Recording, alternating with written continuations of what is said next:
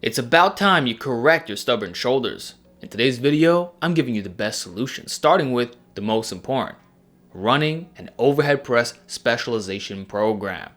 Are you a bench bro? You've been specializing in the bench for all this time. The OHP is simply an afterthought. Oh, toss it in at the very end of your workout. 3 sets with 135, call it a day. Sounds familiar, right?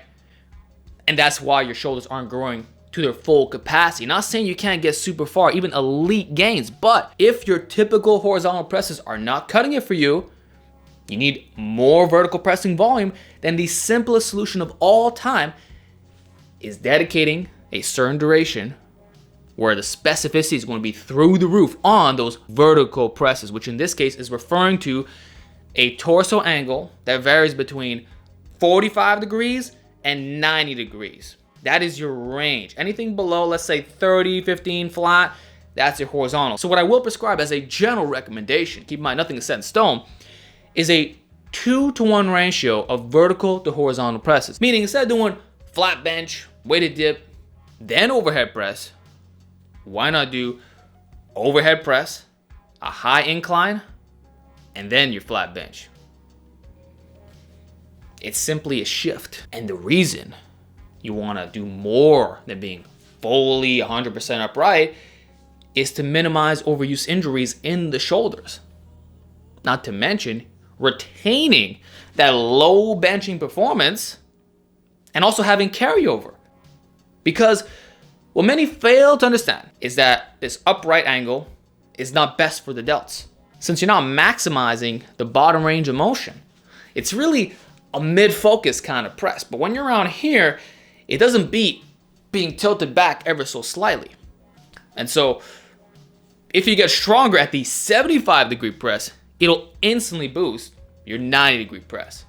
You get stronger at your 60, it'll help your 75, and vice versa. Everything works synergistically. You need to look at exercise selection as cogs in a machine. They all seek to help you get to your final destination. And the thing is, what you're actually running right now, yes, it's overhead press specialization, but from a muscular standpoint, your upper chest and delts are going to grow best. Front, side, that whole area on top, which is what you need, because keep in mind, even the standing OHP will recruit the upper chest. So that little part of side, you want to hit 45, 60, 75, and 90. But the 90, I don't want you doing it seated. That is where you'll be performing non-back supported variations. The two that I recommend being the traditional standing barbell overhead press, no push pressing. You want to keep it strict.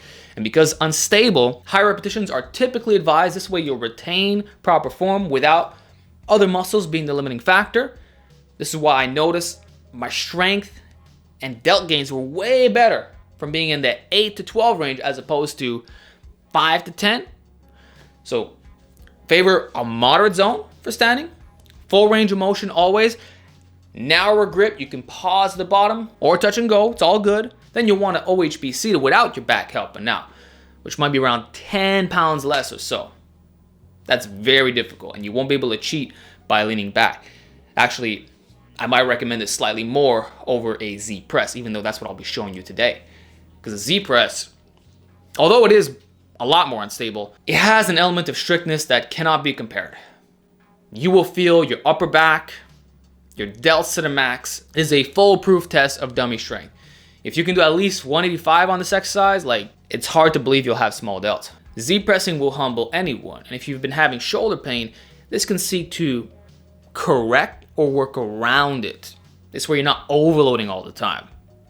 It all depends how you're feeling on that session. Make sure to employ auto-regulation. And a little secret for enhanced recovery is doing the Z press off straps, not pins, but that depends what you're working with. This way you have a nice, soft touch. Otherwise, if you don't mind the setup, you can also do the Z press off blocks. Same that you would do with block pulls, because when you got that metal on metal crashing action, it could be a little bit rougher on the joints. And the dead stop element of this makes it even stricter, while ensuring that balance is less of a concern. So those are the two overhead presses I want you to do. You could also throw in the one arm overhead press, but honestly, I don't find this offers any significant benefits compared to the seated dumbbell press. And so majority of times, let's say 75% of the time. You'll be doing seated overhead presses.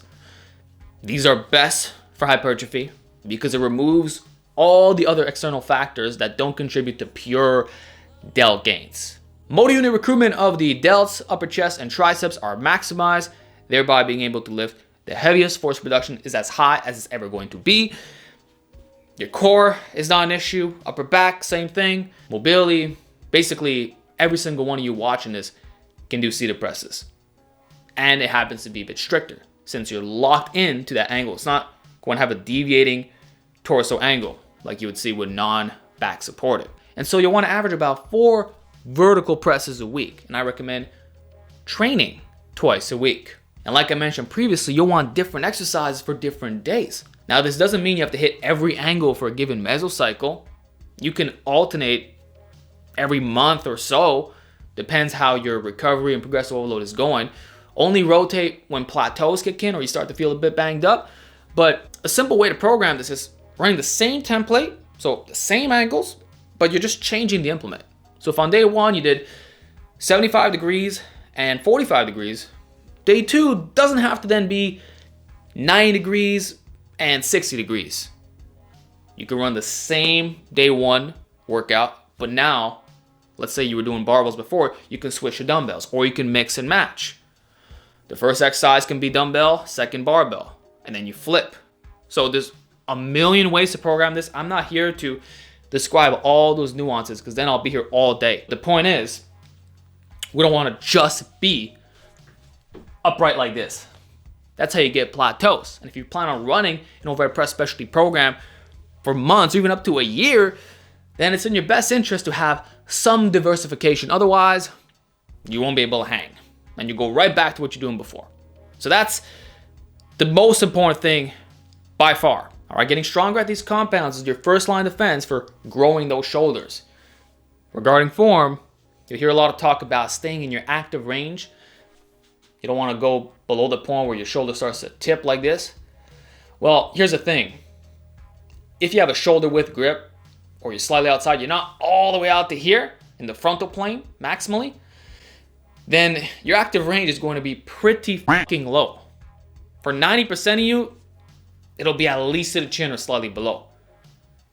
So if you're doing half reps like this and say, yeah, I'm in my active range. No, you're not. And that's why your shoulders are small. Stop with this nonsense. If you use a grip that is appropriate for your anthropometry, it doesn't cause you shoulder pain. And keep in mind, that's how you're going to be able to run a specialization phase for all this time. You can get those arms way lower than you think. And this is especially true for the dumbbell version, because you'll hear guys saying, oh, you can't touch your shoulders at the bottom, it'll destroy your rotator cuffs. No, you half repper. And have you even looked at the size of your dumbbells? They get so big at one point that you actually have less range of motion than a barbell overhead press. I've examined the elbow angle side by side. If you're here with a barbell, you'll be around here with a dumbbell. It's a couple of inches. And even when you tuck, if you keep those forearms vertical, the plate is still gonna hit your front delt. So there's not much you can do. It's not like with a flat bench where you can perform a barrel press, actually come out, it's gonna be all good. That's why you wanna mix in barbells and dumbbells. And one more thing, there's also the stability aspect of all this. My exercise selection recommendations automatically blend everything. You're getting the perfect amount of each. The most stable is going to be your barbell, Smith machine pressing, or a converging press. Then your unstable is going to be dumbbells, calisthenics, like with deficit handstand push-ups, and your non-back supported variations. You do everything. I mean, you can't have weak links. It's that simple. Speaking of compound movements, it's not just your pressing that'll help round off your shoulders. Your pulling volume massively contributes here. In particular, rows. Check out my rear delts. You see how juicy they are? Truth is, most of my gains came from getting strong at rows. And what's funny is that I used improper form for years, thinking that what I was doing was best for upper back gains, getting yoked. But in reality, what you're looking at, this 45-degree arm path, where I'm not completely flared out to here, but at a tuck, similar to my benching, because I'm trying to replicate it 1-to-1. That right there is optimal for rear delts from a leverage standpoint and getting the proper squeeze in. You can even try it yourself right here. Absolutely amazing. And I did that for so long, it's become my default row. I can't do any other way for the most part. So I recommend you get stronger using that arm pad. The exercise is irrelevant. It can basically be anything, but an easy way to do this is by using a curved easy bar like this. Medium grip, that naturally gives you that perfect arm path. And obviously if you just want to grow your rear delts, you don't have to do a bend over variation where the spinal rectors are also being involved. You're not going for the full thickness here. So in my case, I generally favor cable rows just because I can use the attachment that I want. But if you can find a good diverging machine, which comes in and out, you perfectly get that squeeze, then you'll be good to go. So I don't care which row you do, but know that the majority of your mass gains are probably going to come from this. It's not even going to be your isolation work, even though that is extremely important and could easily get you another 20% gains. And that's why it's essential that every lifter isolates his rear delts for injury prevention and maximizing muscle size. You have to do this. Yes, I'm just talking about getting a base. Now in these clips, you will see my traps firing like crazy, but that's because they're overdeveloped and I'm not trying to disengage them. Follow your own natural scapulohumeral rhythm, okay? Also, you can still see the delts are being maximally recruited. Look at all the lines in them, right? That's what I primarily feel. And for rear delts, I like the angle being slightly higher and then coming down ever so slightly. Also, if you want to do rear delt rows, one arm at a time with a cable, which is the most annoying thing in the world to set up, and you got to do double the work, be my guest. It is optimal from a biomechanics standpoint.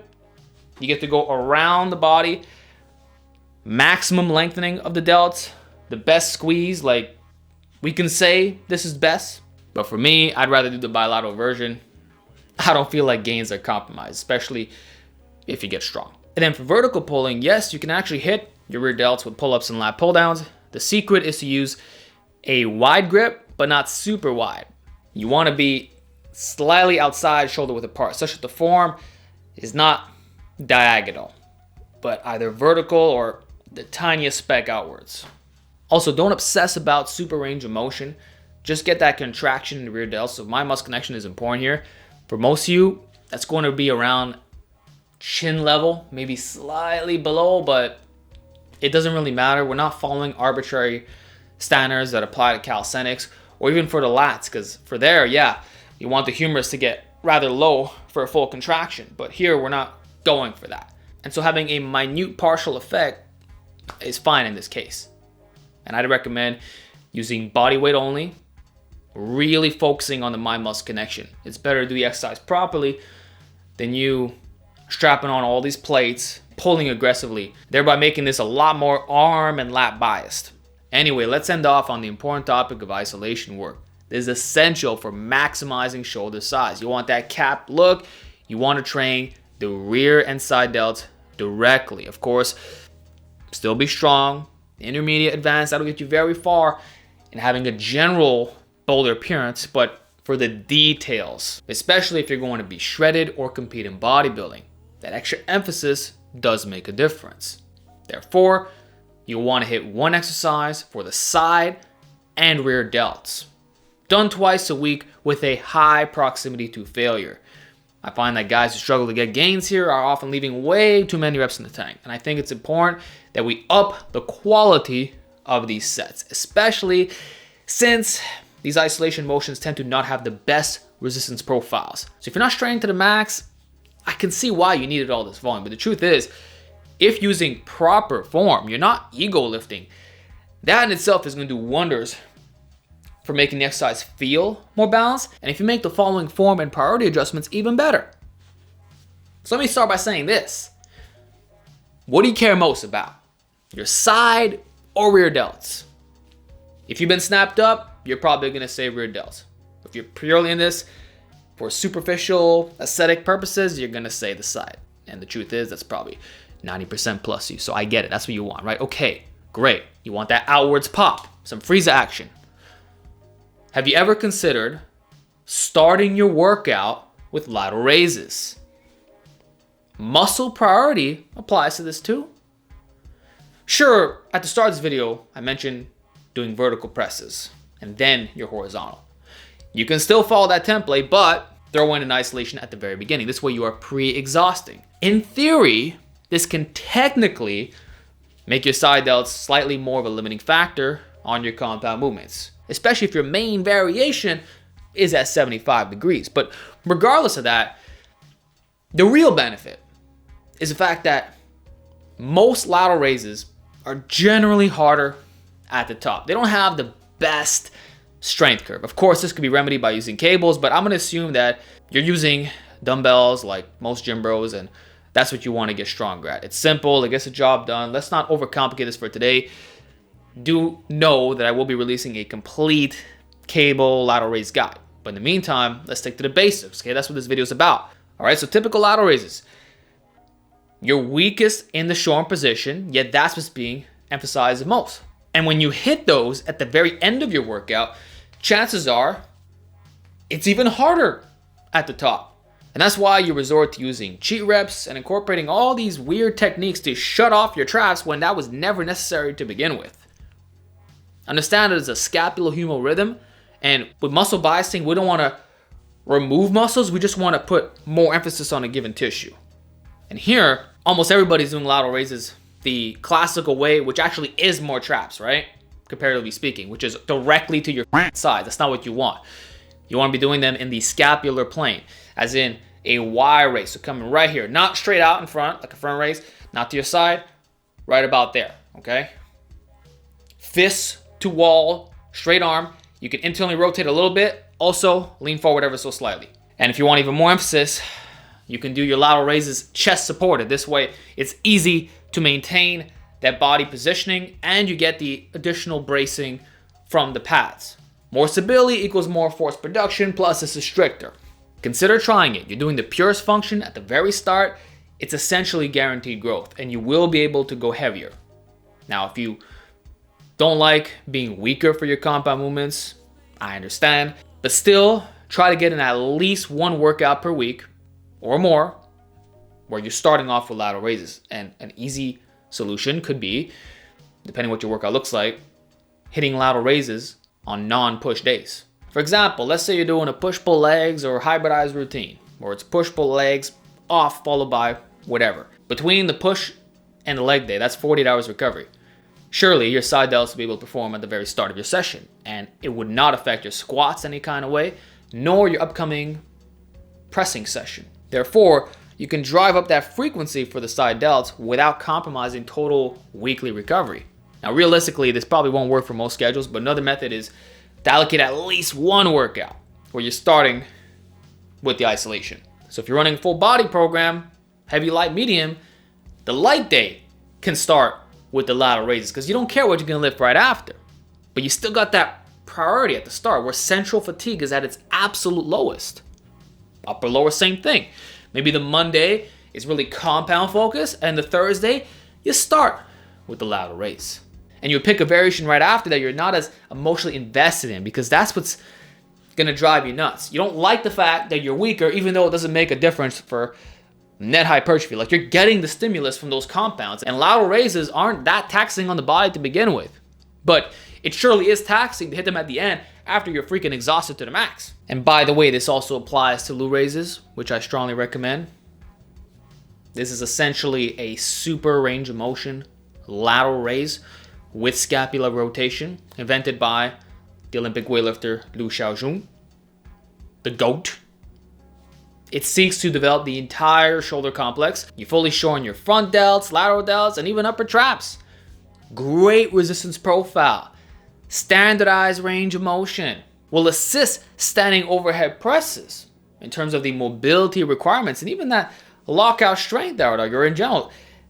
Getting direct volume there. Injury prevention plus mass. You want to get yoked? This exercise does it all. So grabbing plates or dumbbells, I use plates because Olympic dumbbells are rather long and I feel like it's an awkward movement. By the gym, I would use dumbbells.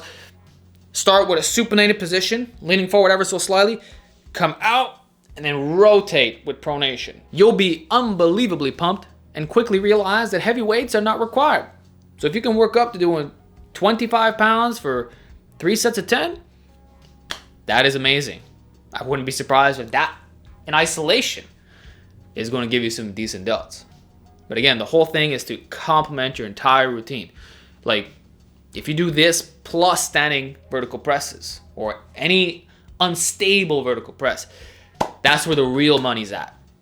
Now for rear delts, you do want to isolate them since it helps keep your shoulders healthy, naturally pulls them back, and completes that rounded off mountainous pop. Not only from the rear, but even the side. And when you lean forward, you can actually see the rear delt. So don't think it's just about the side. That said, it's really not complicated to work them.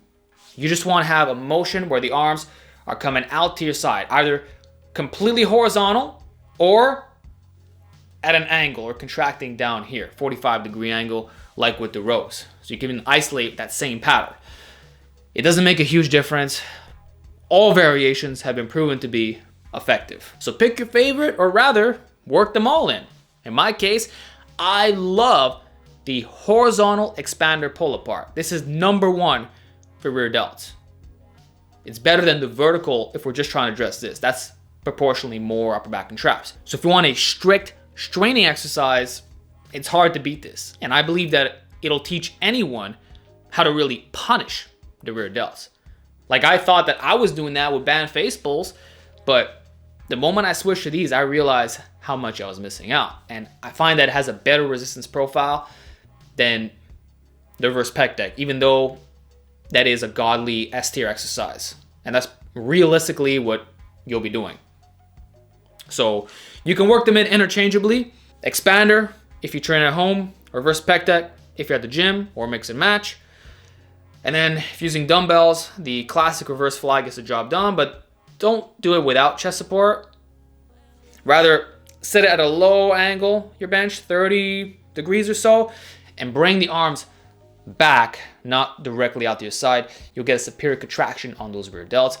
And don't be swinging weights all over the place either. You could do mechanical drop sets at the end. So if you fail to get all the way up because you're lifting some decently heavy weights, then just train the bottom load only. Like, that's what John Meadows used to do with his rear delt swings. These are the techniques you have to do with free weights. And the same applies to the lateral raises, which I forgot to mention earlier. But if you made it this part of the video, congrats. Now you know what you got to do.